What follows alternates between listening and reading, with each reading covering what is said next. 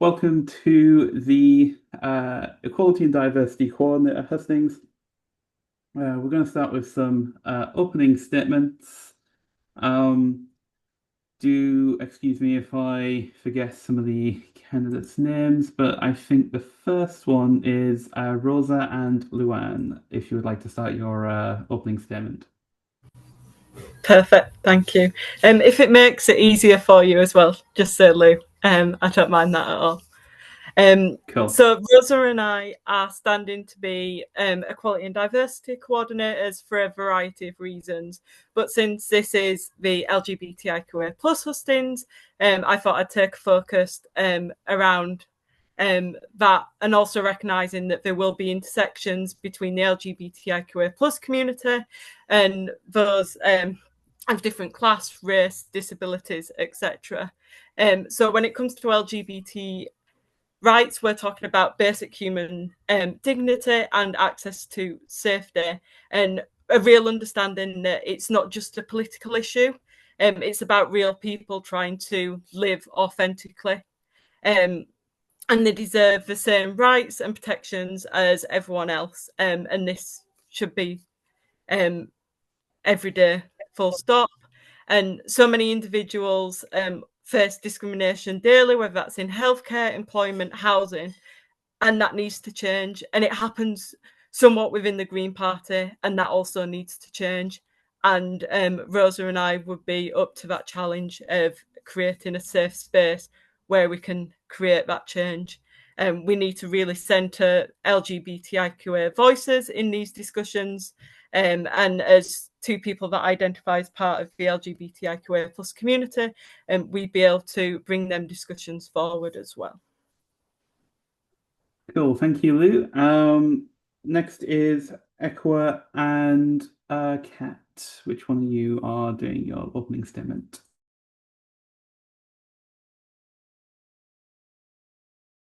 So trying to unmute myself, I'll start, and then Ekua will introduce herself at the end. My name's Kat Bristow.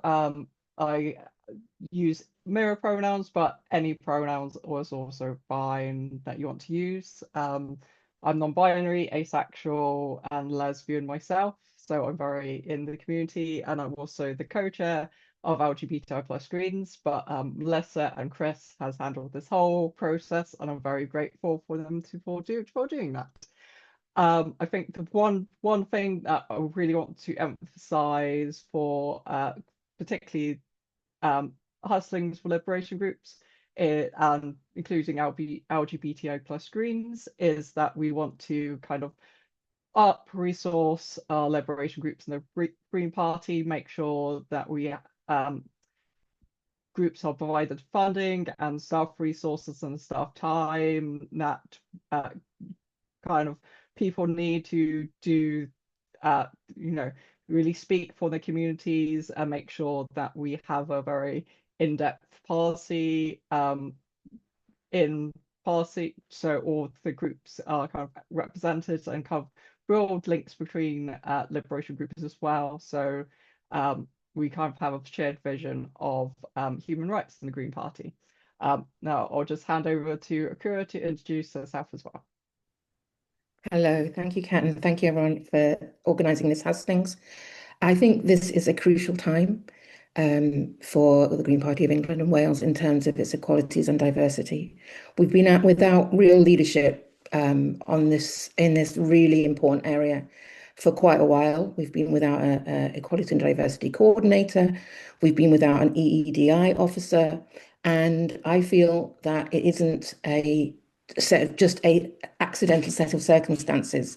We're a party with members who are begging and really longing for some sort of guidance, leadership and support, training, development around how they can show true support for each other and grow the membership of the party.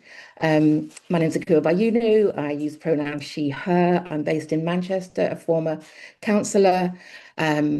I identify as queer and as a Muslim, which brings a quite interesting experience, and I'm 64. And I think that one of the things that we found, Kat and I, is that we have lived experience, such a broad lived experience in terms of our lives outside of the party, but in terms of what our desires are to see a safe, positive space, and understanding that the area that we need to strengthen the most is the voices of the special interest groups and the liberation groups.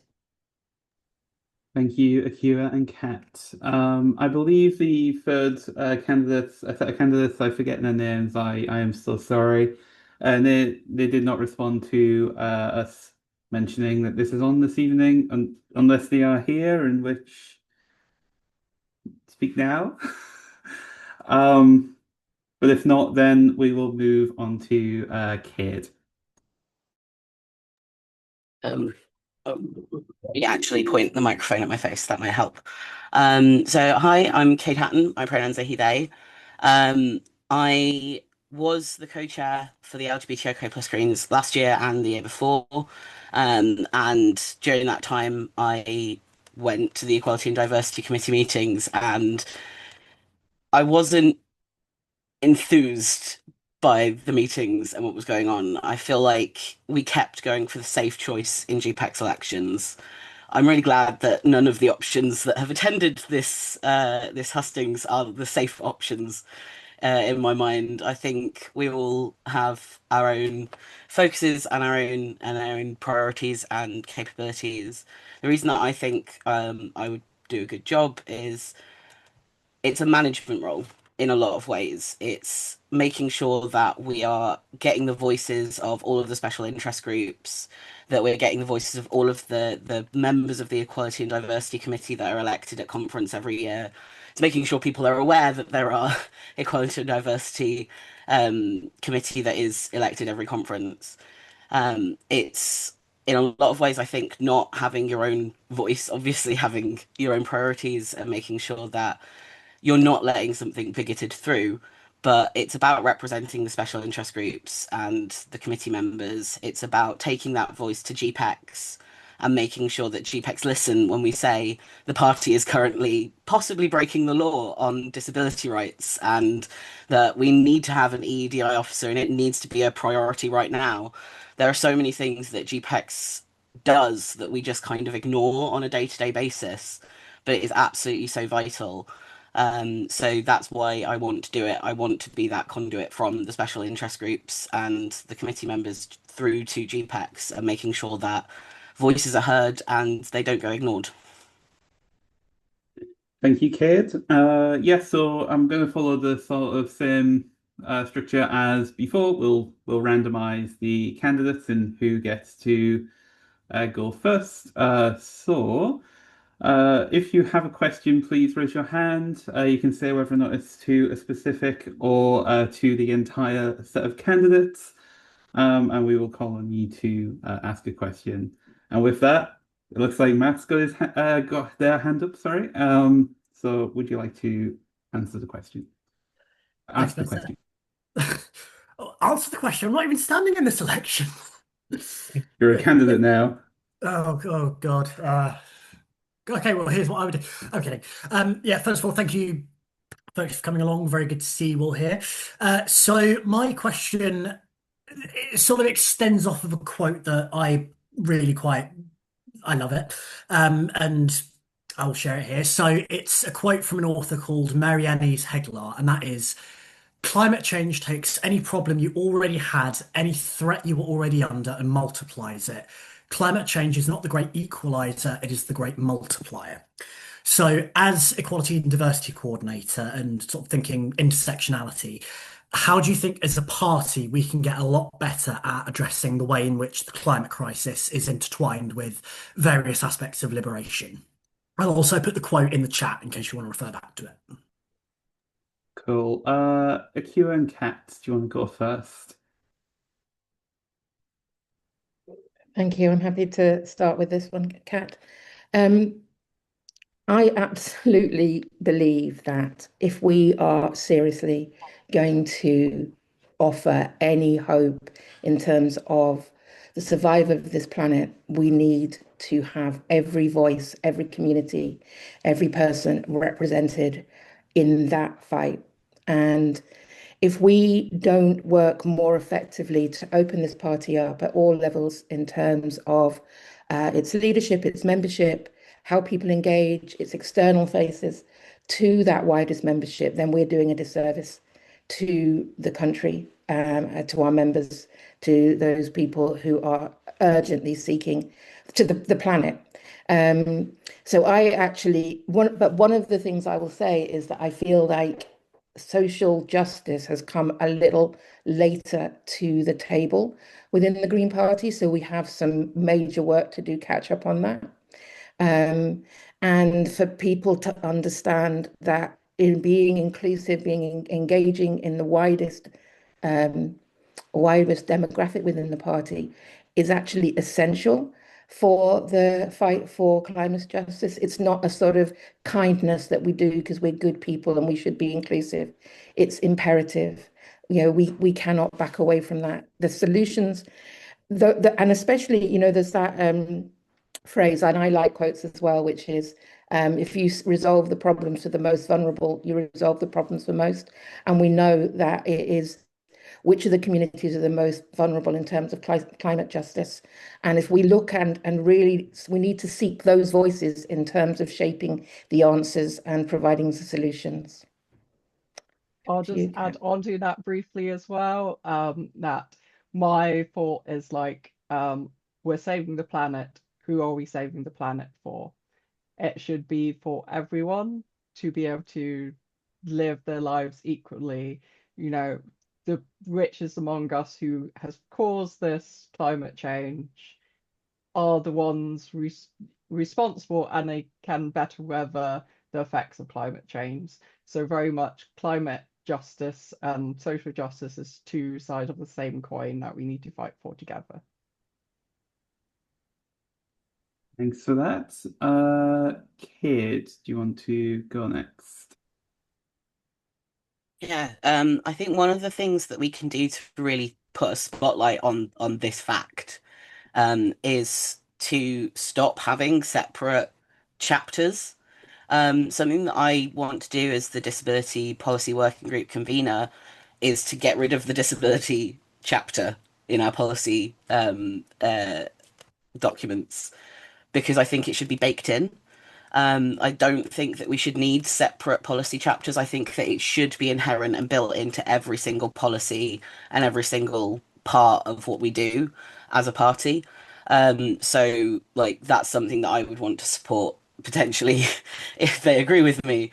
The policy development coordinator, the policy development committee, and policy working groups, because I think actually saying, no, look, really, we are making it so that at its baseline, every single thing that we do, every single thing we talk about in terms of policy, everything that we do in terms of internal policy and the way that we work as a party, as we work as an employer as well, making sure that that is all completely baked in, I think is a way that we can actually do something like material and productive, is saying we are taking a stand, and that stand is we need to deal with climate change because it will impact people in these ways.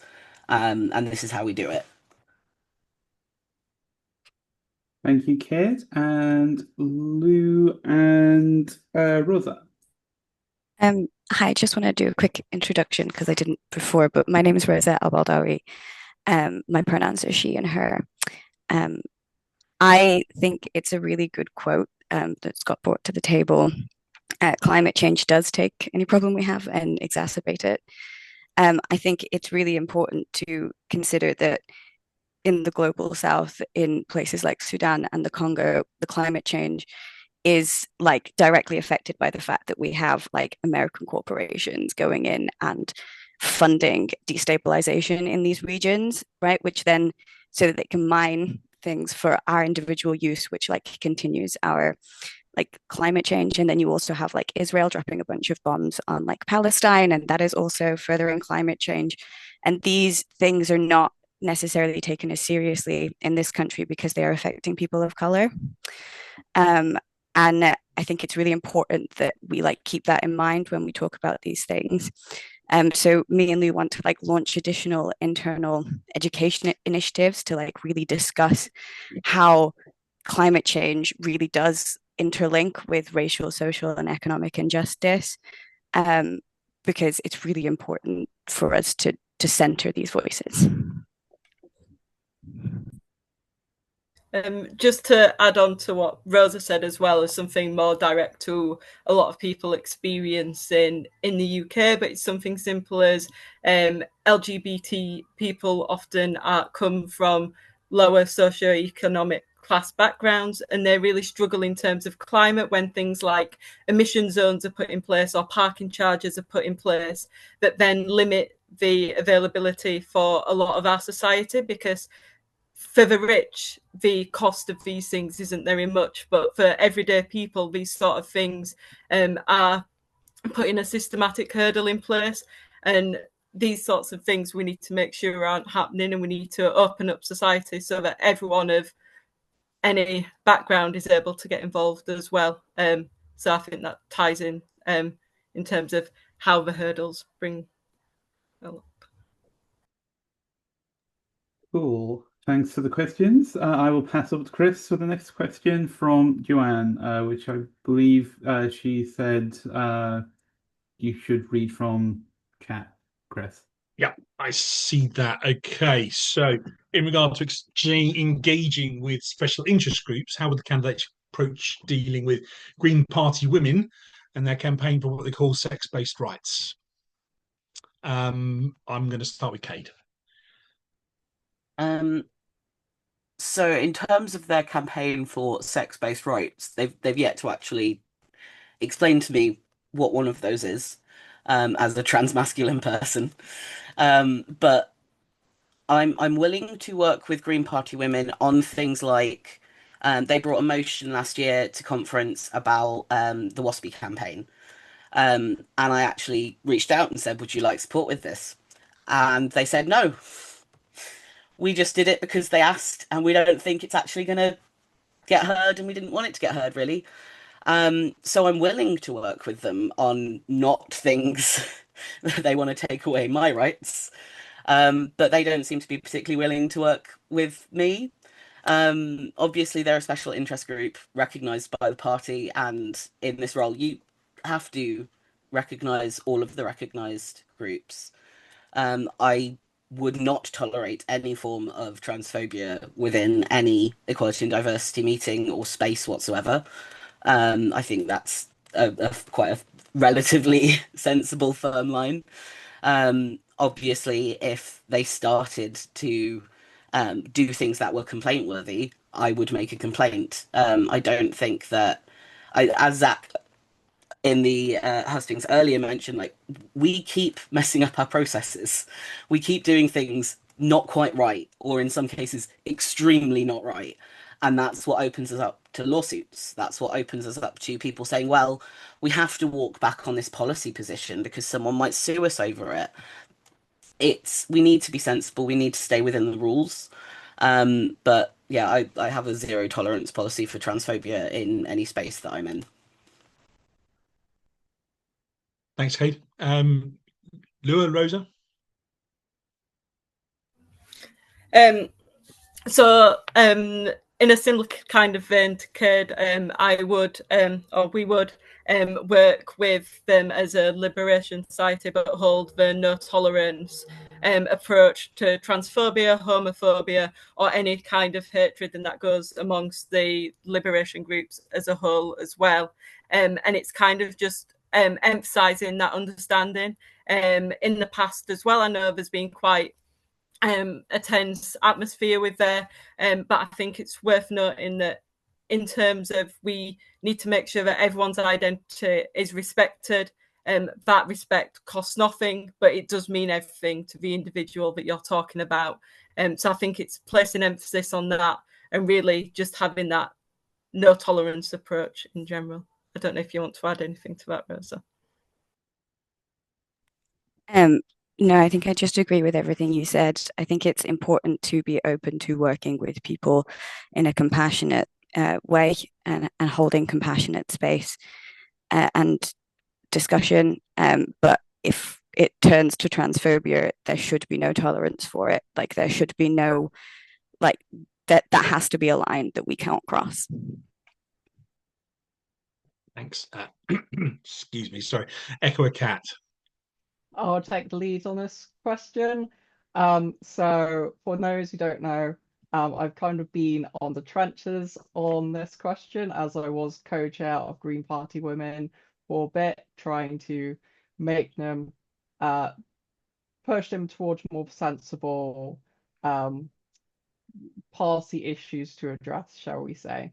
So I think there is kind of I think we do obviously there's no zero tolerance to any kind of transphobia, and we should hold steadfast in that. But I think that Green Party women can be, we can draw positive actions out of them as well.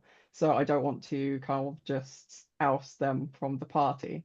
Also, I want to make sure that Green Party women are actually representative of the women in this party, rather than a select few people. I think a lot of women don't feel represented by Green Party women, and I think that's a problem. And as party and diversity coordinators, I think we would really push for that to change in the party, and to make sure that all women, trans, cis, no matter what, you have a place in the Green Party women, and it doesn't just become this more kind of exclusive group of people that are running it.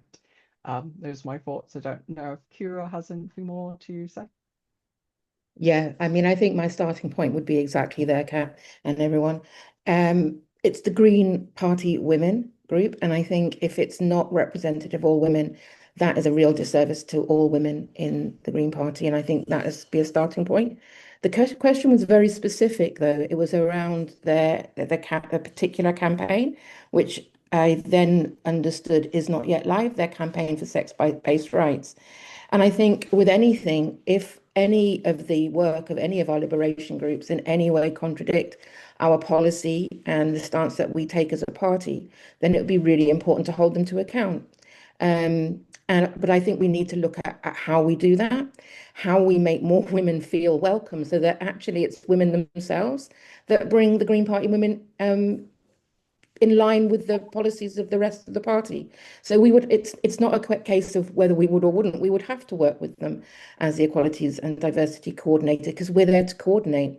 And coordination means that it would be a vital, one, that they created a safe space for us to be able to engage with them. So if any space that they created wasn't safe for their coordinator, that would have to be dealt with immediately, because that's our role. And two, I would want to, it's not even we would have to, I would want to engage with any special interest or liberation group to ensure that everybody who identifies with that has an opportunity, because a special interest group or a liberation group is there to represent the views and the issues for all women. And I think it's really important that this isn't sidelined, because there is so much still that needs to be regarded in terms of what's going on for women in society. And I think we've been diverted away from that. We've been diverted from our principles in terms of what does the Green Party of England and Wales stand for in terms of how it wants to serve women in this country.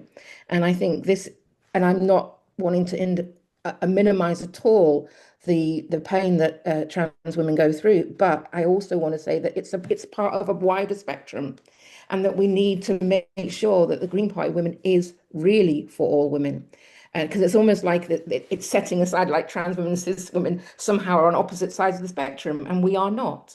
So that's my answer. Of course, we would work with them. They would have to ensure the safe space was safe for all women, and that would start with us. That's great. Thanks. Excuse me. Yeah, so I guess it'll pass on to me for this next question. So we do have a question here from Kamal. Do you want to come on to microphone and ask? Hi, hello everyone. Again, this is Kemal, pronouncing him, from Colchester Green Party. My question is, as a first-generation migrant with a background in human rights, I often see local politicians, and probably, we can make a generalization to include politicians across the UK as well, is that from time to time they do attend to global majority or migrant cultural events or days, and they take a picture and then they disappear. They have minimum interaction, have no idea about our experiences or challenges and achievements of all different migrant and global majority communities. So my question is, could you let us know when was the last time you visited a migrant and global majority community in the town or city that you live? And could you give us an example of a meaningful interaction or kind action that you did which made a migrant kid or a kid from global majority smile? Thank you very much. Cool. So we're going to start out with Lou and Rosa. Hi, Kamal. I think this is a really beautiful question. So my mother is actually from Iraq. So second generation. And so I don't want to be cheap and just say my family because that would be too easy. But I think maybe not the last time I visited one, but I think the most important time is last year where I live in Stoke-on-Trent. There were riots here from the far right that were targeting the local mosque. And all over the country, there were these riots, and in a lot of places like Brighton, lots of anti-fascists came out to defend the rights of migrants and refugees. But in Stoke-on-Trent, we were outnumbered by the fascists, and I think that's why it was like really important that like every single one of us turned up. And so me and my sister went together to defend them. And then after we thought they'd gone off, it turns out they came back, and we ended up in the local mosque, just holding solidarity and space and just telling people that they were not alone, and challenging the far right rhetoric. So I think that's probably the most important time that I was with a global majority community. And can I give us an example of meaningful interaction or kind action that I did with America? Yeah, today I work in a school uniform shop, and a family from India who've just moved here came in, and they weren't great speaking English, but I made sure to like really look after them and make sure all their needs were met. And this little kid like grabbed my hand and like pulled me over and showed me his baby sister, and like just that interaction was just so like wholesome, and it like I'm a bit emotional right now, but like it genuinely made me cry, and it made them smile. I hope that answered your question. Cool. Sorry. I thought we both have an answer. So mine, in terms of event, I do a lot of work with universities, and as part of that, we had a lot of festivals around Ramadan and breaking fast. So that would be the last time.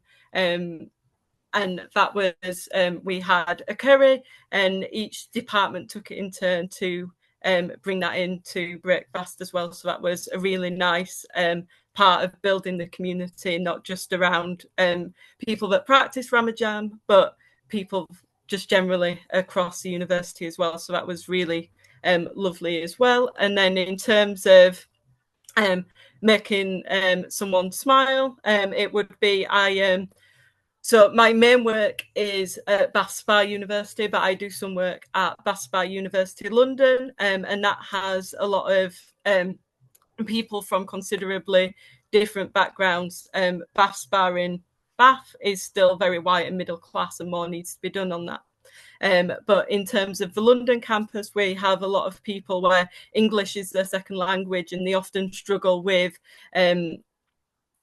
finding the roots of the services or having the right words to put in place as well.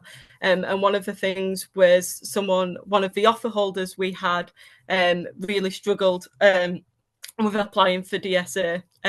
So rather than them applying themselves, I travelled down to London, and they were just really grateful that someone had taken that time as well. So that's my example. Cool, thanks. Ekua and Kat. Okay, this is quite a difficult question for me because obviously I'm from a global majority background and a migrant background, and I have lived for the last 32 years in Moss Side.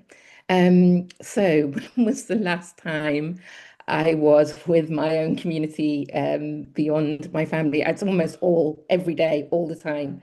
But if I think of a specific event, last week I attended a Somali community celebration because they were celebrating the mayor who'd been elected to Mogadishu, who was from their particular community within Somalia.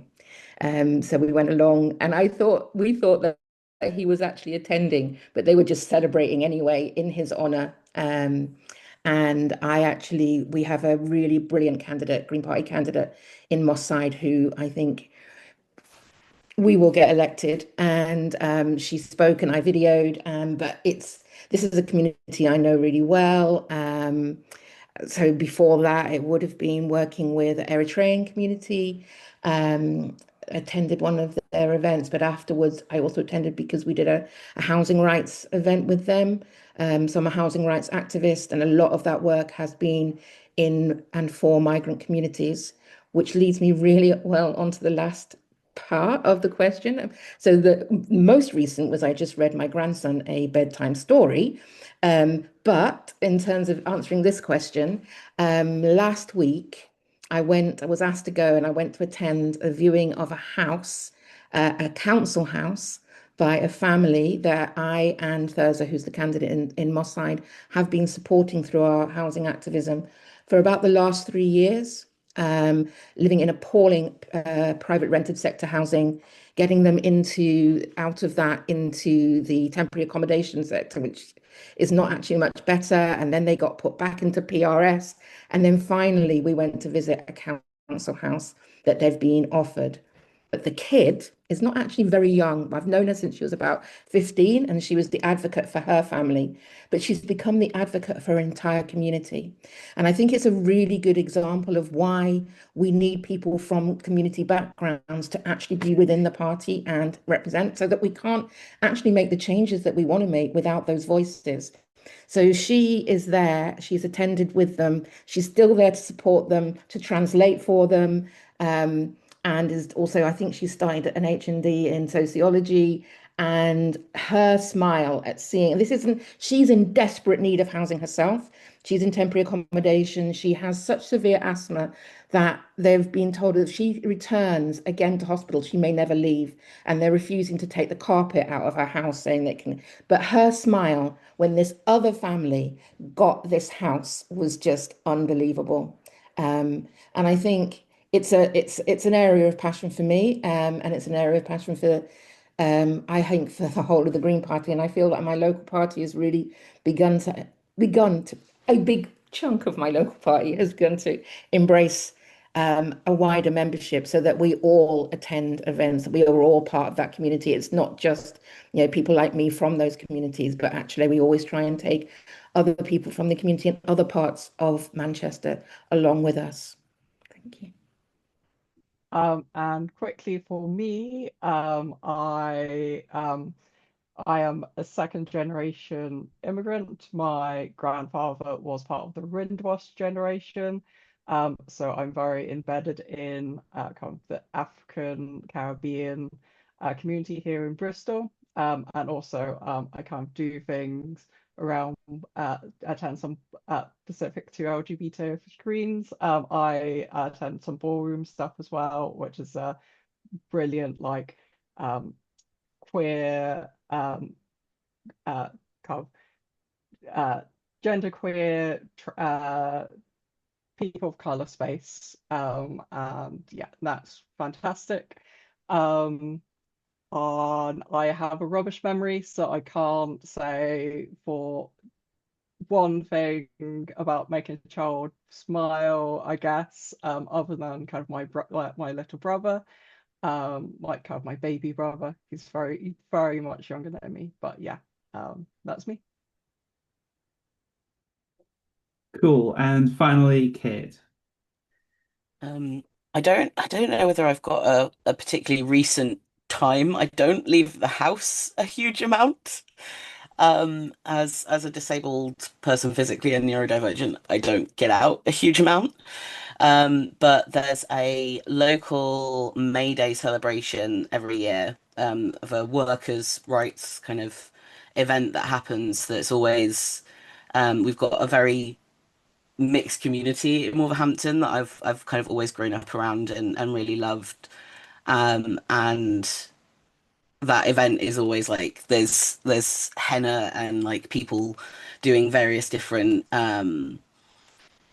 like displays of their cultural dances and things like that that are always really really fun to attend, and I go that every May Day, and that's not quite as in depth or anything like that, but that's always been something I've grown up going to and really really loved and really found really informative.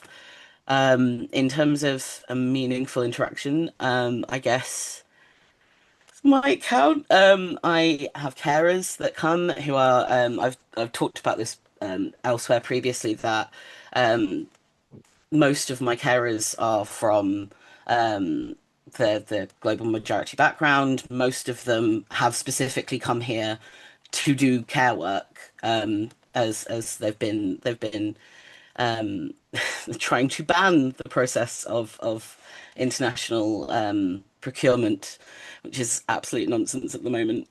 But one of my carers recently went off for her maternity leave, and I made a little crochet duck for her. And she said that I might need to make her another one when she comes back because her other child is completely obsessed with it and won't put it down. That he absolutely adored it. So I guess I hope that counts. And I'm sorry that I've not done more like activism work in the space. Cool, thanks, Cade. I will now pass over to Chris, who will ask, I believe, an anonymous question. Yeah, that's right. So I've got a question we had submitted to us, which I have mentioned to a couple of people already. So this is specifically a question for Ekua, and it relates to a mention on Twitter, on X, about your an electoral component from last year's general election, Chris Northwood. And Chris Northwood reported on X that there were transmisogyny at the count from the Green candidate.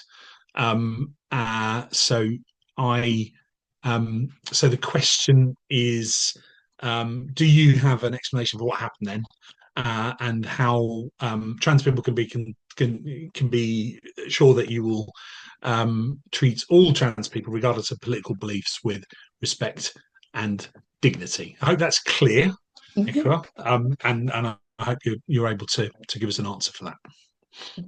First thing is, it's the first time I'm aware of this. I don't do Twitter, X, much at all, so I have absolutely no knowledge, which I'm really surprised, because I had, when I was still a councillor, a working relationship with Chris. I have no recollection of. I was going to say, have I got any recollection of an encounter?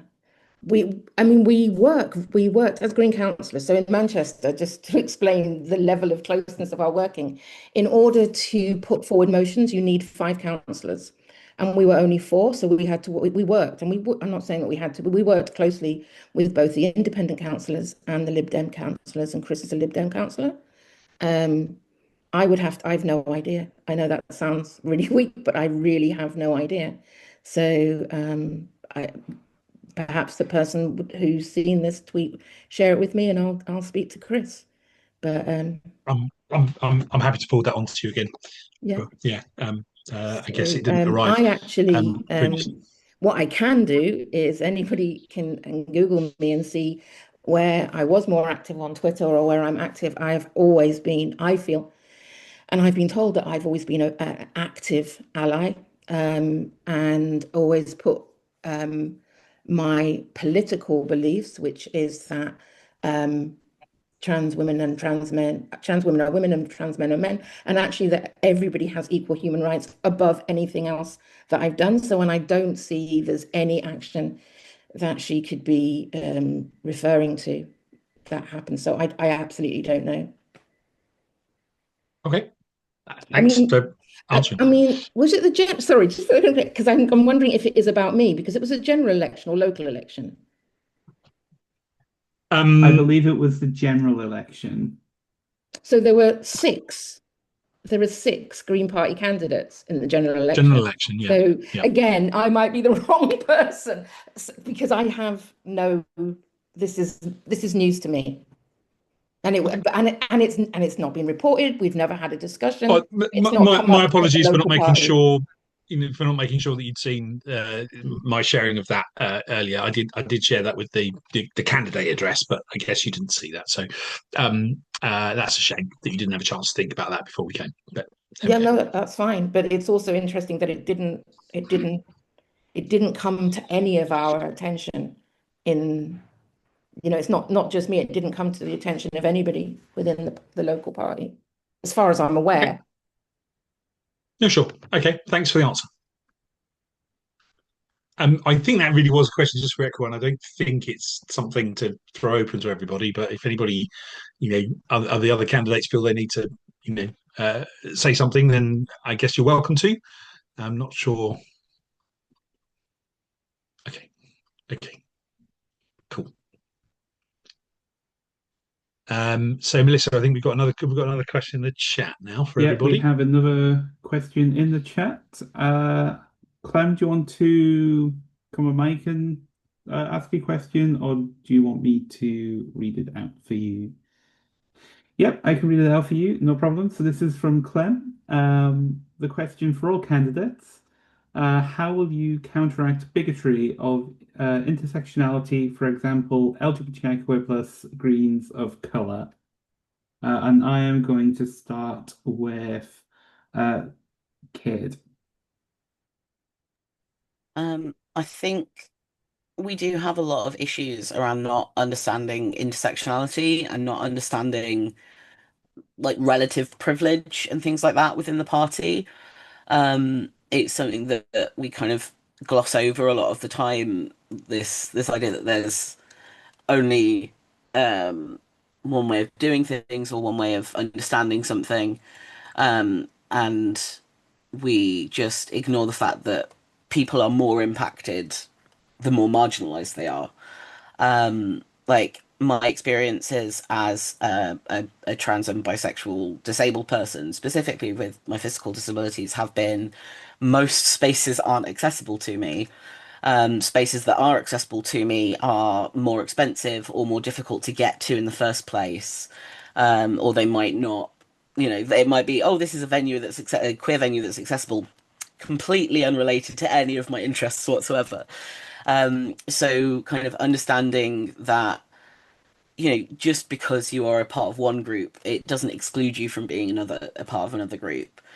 I think one of the actual biggest problems that we have in the party right now is that we do have such a focus on LGBTIQA+ stuff, and I don't think it's LGBTIQA+ people's fault that it's taking up so much of the oxygen in the room. I want us to be able to go, no, actually, transphobia isn't a massive problem in the party. There are very few people that really engage with it, but they're very loud, and we keep not dealing with them because the processes aren't working. Our policies are all trans positive, but there are so many things in the way of that. I want to be able to platform people who are LGBTIQ+ and another marginalized group, but I also want to be able to platform people from other marginalized groups who aren't LGBTIQ+, because that's it. I don't always like the phrase "a rising tide lifts all boats," but it's similar to when we make things completely accessible for the most marginalized people, they'll be accessible for everyone. So I think one of the ways that we can counteract bigotry against, there is racism in the LGBTIQA plus community. There is a lot of racism in gender critical communities as well. There's a lot of these different parts of the party and different groups that aren't necessarily very good on intersectionality in these different topics. So education is a big part of it. Something that I would focus on is making sure that we have proper training in the party for all of the major bodies and the major national bodies, but hopefully expanding that out further as well. Education is so important. I think a lot of the time we lose people to bigotry because things are complicated and bigots are easily able to package everything up into a nice little dossier and hand it over. We need to make our counter to that just as easy to digest and just as easy to understand, and we need to make it everywhere. So yeah, sorry that was a bit rambly, but hopefully that covered everything. Thank you, Cade. Ekua and Kat next up. I'll take the lead on this question if that's okay. So I'm a person of color, I'm queer, I'm disabled, I'm a bunch of other things. So I have a lot of experience of intersectionality and kind of one of the things the party doesn't like.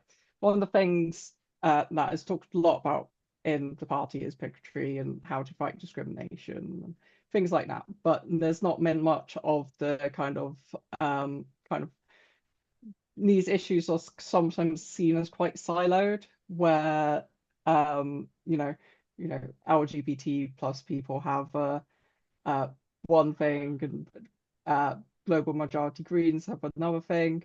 So it should be kind of liberation groups need to have liberation groups kind of working together on kind of shared issues and kind of the issues that come about if you're, say, queer and from the global majority, so that we can kind of address those things. Also, I think one of the things in this question is kind of lateral discrimination, where different groups are discriminating against each other as well. I think one of the things around that is I think me and Ekua want to do is kind of educational groups, so people can get together and kind of raise the consciousness of these issues and issues different groups face. So there's kind of more understanding between groups. Of course, with these conversations, there's red lines as if you're being deliberately transphobic or racist or whatever, then that's not just space for you. We need to have boundaries for what is acceptable in these conversations. But yeah, I think it's all about kind of getting different groups in the party together and kind of raising that the party needs to kind of elevate issues that affect people with different intersectional identities. I don't know if Ekua, you want to add anything to that? Yeah, I mean, I'm actually really trying to get my head around on the nub of what's being asked in this question. So counteract the bigotry of intersectionality. And it feels like people are answering this in terms of oppressive practice between oppressed groups. That's what I'm understanding. And so how would I counteract that? I think one of the starting point would be, and this is from a society point of view, is you should recognize that often oppression between groups is manufactured and encouraged and built upon by those people who are already in power. So the thing I like about this question is it's raising it, because intersectionality and understanding what it is and how it occurs is a little bit of a hobby horse of mine. And I think it's something that we have not addressed properly in the party, and it means that it leads us astray. So we haven't addressed it around class, we haven't addressed it around race, and we haven't addressed it around gender and sexuality and disability. It's like What we do, and I think this is one of the most damaging things, is we try and create a hierarchy of oppression. And I think that's something that we need to look at. What does that mean when I say that? It might be which of the oppressive practices alienates people most in terms of housing, education, the justice system. But actually, what happens in doing that is it means we don't come together and fight those oppressive practices. So it's the first thing is to help people actually identify where this is coming from. And some of it will be coming because that actually people come from wider society and all that oppressive practice exists in wider society. So again, the start is, so how would we counteract? And I think, Kat has identified that is we need to raise this as an issue. It's real. It is possible. So what will happen is people will weaponize one person's oppression against another's, often externally. So it's like, well, this Black person told me that, therefore it has to be the truth about you as a Black person. And for me as a Black person, I might experience, for instance, colorism, and I both experienced that as a privilege, but I also experienced that people try and say that I don't experience the same level of racism, and I would counteract that. And it's the same around sexuality. I'm a queer Muslim. That in itself, and how do we actually recognize that that exists? And rather than, because what we tend to do is we lump, I think this again was what Zach was saying, we lump everybody's experience into one, so that one person's answer is the other. So to have the courage to be nuanced, to have the courage to investigate. So we need to have the resources so that people can have that courage. We need to have the resources for quiet, kind spaces in the Green Party to address this. And I don't mean, which is what I've experienced, is, oh, we don't really have that in the Green Party. No, we need to recognize it, and it will increase as our membership increases. So let's look at what are the resources we need to invest in. And I think this is a thing for me about mainstream politics. Let's invest in quiet voices. Let's invest in quiet spaces. Let's invest in kindness. And so start with, if you see oppression between oppressed groups, it's because of oppression. It's not a sort of, and I think, that would be my starting point, our starting point. Thank you. Thank you. I will now pass on to Lou and Rosa. Thanks. So intersectionality has been part of a big thing about Rosa and I's campaign, and it's something that I've been quite passionate about throughout my life, whether that's been academic research or everyday experience. And I think one of the ways to call out this bigotry that we're talking about is kind of addressing the power imbalances by promoting equitable leadership, sharing resources between groups, and then making any decisions process a lot more inclusive that centres those of most marginalised voices as well. And it's important for us to foster more like honest dialogue and active listening between groups, and talk about these struggles, and then work out from there the platform in which we want to go. So whether that'll be providing education resources, supporting like grassroots organisations, creating the safe spaces, and basically listening to each of these communities and how we can challenge this oppression intersectionally as well. I don't know if you want to add anything, Rosa. Yeah, I don't think I understood the question to begin with, but actually listening to everybody else's answers, I think I do now. I think Ekua made some really good points there, that this disconnect between different marginalized groups actually is funded by the people that want to oppress all of us. Like capitalism, like the pillars of capitalism essentially are things based on hierarchy and domination, which are things like racism, things like homophobia, things like misogyny. So these things are all interconnected, and by saying that we are all separate, actually we are like feeding into that, and we need to be making spaces that are about connection and communication between these people, because Otherwise, we're not going to get anywhere and we're just going to keep falling into the same traps. And we want to remove hierarchy in the Green Party. And I think the way to do that is to start on an equal playing field and make sure everybody is at the table. Cool, thank you. I would like to probably then just get on to closing statements from our candidates. So we'll go in the same order that we did opening statements. So Lou and Rosa, you're up first.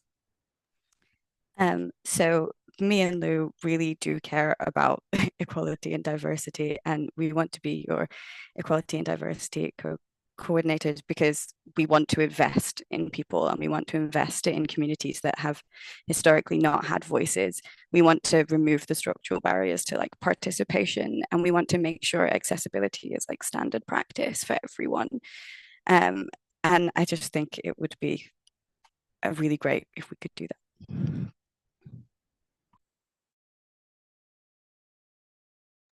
Did you want to add anything, Lou? No, that's okay. Yeah, cool. Ekua and Kat.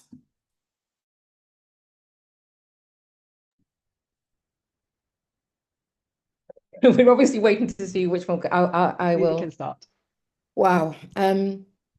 This is such an important area for the party. I think that we have been without leadership on this, and I think I know that I would not be standing for this position with Kat if I didn't feel that we both had the skills, experience, and a diversity of skills actually to address this. We need to be able to be organized to address policy. We need to be organized to address processes. We need to be organized to address candidates internally and externally. You need to have confidence in a coordinator who can actually take this message to the leadership, to GPEx, and actually really articulate what is needed and what the concerns are from the liberation groups, and to fight for those resources. And I truly believe that as a pair that we have that diversity of skills, experience, and passion for this, in terms of, for me, it's the bedrock of what will make the Green Party the force that it needs to be in this country. And I'll just add that we, as said at the beginning, we want to resource the liberation groups. We want to make sure that there's candidates of every stripe that really represent the people that are voting for candidates. We need to remove the barriers for disabled people, so people aren't feeling unsupported. For trans people, we need to make sure there's support in there for when they do stand. I know as a candidate myself, I've received a lot of transphobia standing as a candidate, and we need to make sure there's the support in the party as well for that. And yeah, we want to resource the party, so we have kind of equality and diversity is baked in. It isn't just an afterthought that the party has. We need to make sure that from beginning to end, through all the processes, that it's kept in mind and liberation groups are involved, especially when we come to the manifesto and our policies, and to make sure that we're speaking one loud voice for kind of human rights for everyone. Cool, thank you to you both. And Cade. I'm aware that we're about to run over into the next slot, so I'll keep it short and sweet. When I was elected to the conferences committee a few years ago, I told John Knott that I was going to be a massive pain in his ass about making sure that conference was accessible. We're not quite there yet, but I promise to continue being a pain in his ass in a much more substantial way if elected to this role. Being a person on GPEx is such an important role, making sure that we're representing everyone's views, while also making sure that we are working within the budget, that we're making sure that we're setting the budget for the right things, making sure that we're picking the right spokespeople to talk about our experiences. And I think that's such an incredibly vital role that isn't necessarily under the direct instructions. And I think that that's a really important thing to keep in mind. Thank you. Thank you to all of our candidates, Lou and Rosa, Ekua and Kat and Cade for attending. I would say that this is the end of the hustings. We're going to go for a 10-minute break.